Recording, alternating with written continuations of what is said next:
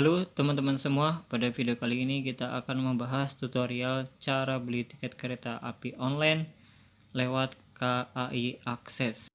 Caranya, buka aplikasi KAI Akses, lalu pilih stasiun asal dan pilih stasiun tujuan. Pilih tanggal keberangkatan, lalu klik cari. Kita tunggu loadingnya. Setelah muncul, kita pilih kereta yang sesuai dengan keinginan kita. Klik sebagai penumpang jika sudah register di KAI Akses.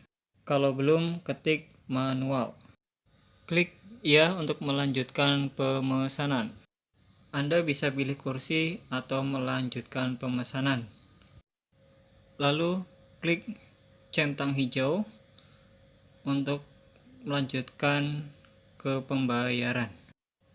Harap dibaca juga ketentuan vaksin untuk penumpang.